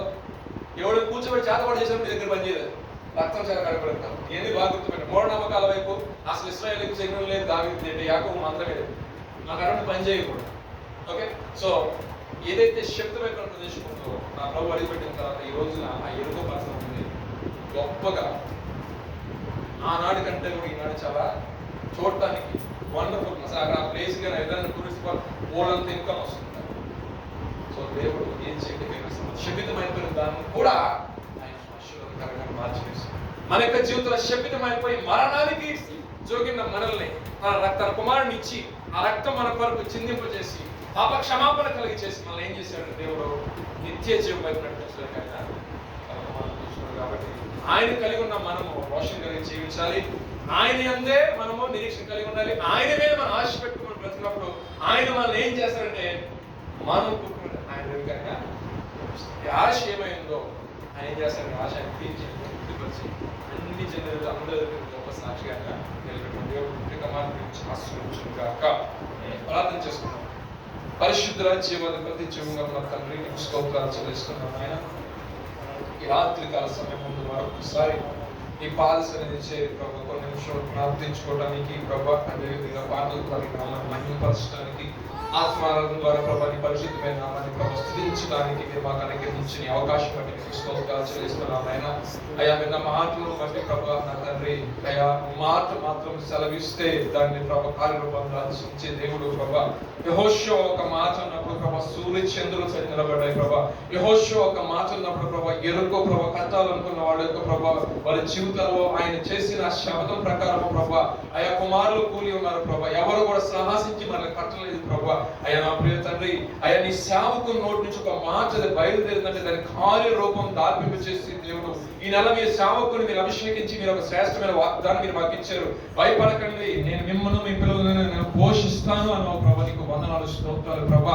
ఎవరైతే ఆందోళన పరిస్థితులు ఉన్నారు, ఎవరైతే ఇబ్బందికరమైన పరిస్థితులు ఉన్నారు, ఎవరైతే అప్పుల బాధ సతమతమవుతున్నారు, ఎవరైతే ప్రభా అనారోగ్య సమస్యల చేత బాధపడుతున్నారు, ఎవరైతే ప్రభా ఆర్థిక ఇబ్బందులతో నలిగిపోతున్నారు ప్రభా, ఎవరైతే చెప్పుకోలేని సమస్యలతో బాధపడుతున్నారు వారందరితో భయపడ మాత్రం చెప్తున్న విధానం బట్టి మీకు స్తోత్రాలు చెల్లిస్తున్నాను. అయ్యా నా తండ్రి విడుదల చేయగల దేవుడు ప్రభా, సహాయం చేయగల దేవుడు నీవే అయ్యా. నువ్వు తప్పితే వీళ్ళకి క్షేమాధారం యొక్క జీవితంలో లేదంటే లేదు ప్రభా. మాకున్న ఆధారము ప్రభా, ఆదరణ ప్రభా, సమస్తము ప్రభా నీవైనందుకు మీకు స్తోత్రాలు చెల్లిస్తున్నాం నాయన. నీకు వందనాలు ప్రభా. అయ్యా అప్పుల బాధ సతమవుతున్న విధవరాలను మీరు చూస్తున్నారు ప్రభా. అయ్యా దృష్టించున్నారు ప్రభా. తన యొక్క అక్కలు ఏదైతే ప్రభా విషయంలో ప్రభా ఇబ్బంది పడుతుందో ప్రభా నా తండ్రి, అయ్యా అప్పులు తీరిపోయినట్లుగా మీరు ఆశ్రయించారు ప్రభా. ఇంకా నువ్వు సమృద్ధిని అనుభవించినట్లుగా తన యొక్క జీవితంలో అద్భుతము చేస్తున్న దేవుడు ప్రభా, కృపగల దేవుడు ప్రభా, సహాయం చేయగలనాథుడు నీకు స్తోత్రాలు ప్రభా. అదే విధంగా ప్రభా నా తండ్రి శతాధిపతి విషయంలో తన ప్రియమైన దాసు, తనకి ఇష్టమైన దాసుల విషయంలో తనకు కలిగిన ప్రేమను వ్యక్తపరిచినప్పుడు ప్రభా, అయ్యా తన నిమిత్తం ప్రభా ఎంతగానో అయ్యా నా కుటుంబంలోకి వస్తే కానీ యోగ్యుని కాదని అయ్యా ప్రభా దాసుల విషయంలో ఈయన పడిన ప్రభా పశ్చాత్తాపాన్ని బట్టి ప్రభా, మాట సెలవిచ్చిన దాన్ని బట్టి ప్రభా నా తండ్రి స్వస్థత నందున్నారు తండ్రి. ఈ లాగున ప్రభా అనేక అద్భుతమైన కార్యలు జరిగించే గొప్ప దేవుడు ప్రభా. అబ్రహాము ప్రభా శారై విషయంలో కూడా ప్రభా అయ్యా నా తండ్రి సంవత్సరాలు గతించిపోయినప్పటికీ కూడా ప్రభా నువ్వు చేసిన వాగ్దానం బట్టి ప్రభా ఆ వాగ్దానం ఫలాన్ని అనుభవించడానికి ప్రభా అయ్యా నా తండ్రి పిలిచిన వాడు నమ్మదగిన వాడని ప్రభా గుర్తిరిగినట్లు ప్రభా ఈ దినం వారి గురించి చెప్పుకున్నట్లుగా ఒక సాక్షిగా ప్రభా వాగ్దాన కుమారుని మీరు అనుగ్రహించినందుకు మీకు స్తోత్రాలు చెల్లిస్తున్నాం ప్రభా. ఎందరైతే గర్భఫలం కొరకు ఎదురు చూస్తున్నారో ప్రభా, ఎందరైతే అభివృద్ధి కొరకు ఎదురు చూస్తున్నారో ప్రభా, ఎవరైతే ప్రభా నా నూతనమైన విధానం కొరకు ఎదురు చూస్తున్నారో వారి యొక్క జీవితాల్లో మీరు కార్యములు మీరు జరిగించబోతున్నందుకు తండ్రి మీకు స్తోత్రాలు ప్రభా. నిరీక్షణకు ఆధారమైన గొప్ప తండ్రి, వాగ్దానం చేసిన వాడు నమ్మదగిన ఖచ్చితంగా కార్యము జరిగిస్తారన్నట్లుగా ప్రభా నా తండ్రి వారి జీవితాల్లో వారి కనులారా చూసినట్లుగా ప్రభా అయ్యా హృదయానుసారంగా సంతోషించినట్లుగా హర్షధ్వనులతో ప్రభా నీ సన్నిధిని కనపరిచినట్లుగా మీరు చేయబోతున్న కార్యములు బట్టి నీకు స్తోత్రాలు చెల్లిస్తున్నాము తండ్రి. అయ్యా నా తండ్రి అటువంటి ప్రభా శపితమైన ఎరుకొని ప్రభా అయ్యా నా తండ్రి ఉన్న దినాల్లో ప్రభా నా తండ్రి ఆ ప్రాంతాన్ని మీరు వెళ్ళి ఉన్నారు ప్రభా, ఆ శాపాన్ని కొట్టివేస్తున్నారు అయ్యా ఆశీర్వాదకరంగా ప్రదేశంగా మీరు మార్చున్నారు ప్రభా. అయ్యా నువ్వు వెళ్ళి వచ్చిన తర్వాత ప్రభా దాని యొక్క రూపురేఖలు ప్రభా మారిపోయామే ప్రభా. అయ్యా నా గొప్పగా ప్రభా అయ్యా నా ఎంతో ప్రభా అయ్యా వెలుగువంతంగా ప్రభా ప్రాంతం మార్చబడింది ప్రభా. అదివరకు కూడా చీకటి కొట్టివేయబడింది ప్రభా. అయ్యా అనేక మంది నిన్ను కలిగిన ప్రభా నీ నామని పెట్టున్నారు ప్రభా. అక్కడ అయ్యా అనేక మంది స్వస్థచితులైనారు ప్రభా, అనేక మంది కుటుంబాలకు రక్షణ వచ్చింది ప్రభా. అయ్యా మీరు స్థాపించున్నారు ప్రభా. అయ్యా శక్తిమైన దాన్ని ఆశీర్వాదకరమైన గృహముగా స్థలముగా మార్చిన దేవుడు ప్రభా. మా జీవితాలు ఏదైనా శబ్దమైన ఉంటే దాన్ని తొలగించండి ప్రభా. అయ్యా ఏదైనా శాపానికి మేము పాత్రలైతే ఆ శాపాన్ని కారిని యేసు అధికార నామములో మీరు వెలగొడుతున్నందుకు మీకు స్తోత్రాలు చెల్లిస్తున్నాం నాయన. ఆశీర్వాదములకు వారసులుగాను ఆశీర్వాదములకు యోగ్యులుగాను అర్హులుగాను మీరు మారుస్తున్నందుకు మీకు స్తోత్రం నాయన. ప్రతి వాణిని మీరు దృష్టిస్తున్న దేవుడు, ప్రతి వాని కుటుంబ సమస్యలు, వ్యక్తిగత సమస్యలు, అయ్యా ఉద్యోగ సమస్యలు, అయ్యా శారీరపరమైన సమస్యలు అన్ని ఎరిగిన దేవుడు ప్రభా. కానీ ఆ యొక్క శ్రమలో ఆ యొక్క ఇబ్బందులో సహాయం చేయ దేవుడు అయ్యా మీరు మాకు తోడుగా ఉండండి ప్రభా. అన్నాడు యెహోషువకు తోడుగా ఉన్నారు ప్రభా, అన్నాడు మోషేకు మీరు తోడుగా ఉన్నారు ప్రభా. అయ్యా అందరూ యోసేపుకు మీరు తోడుగా ఉన్నారు ప్రభా. అనేక మంది భక్తులు వారికి నడిచిన యథార్థ ప్రవర్తన బట్టి వారికి మీరు తోడుగా ఉండి వారికి ప్రభా కార్యము జరిగించిన గొప్ప తండ్రి. మా ప్రియుల విషయంలో కూడా అయ్యా మీరు వారికి తోడుగా ఉండండి ప్రభా.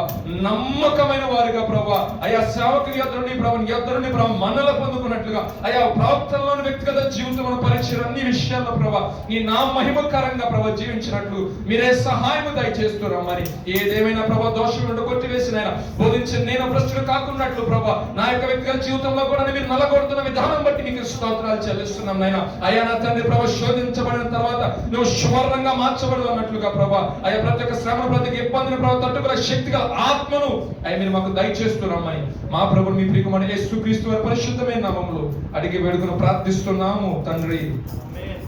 ఆమేన్. ప్రభు ప్రతి మీ అందరికీ వందనాలు.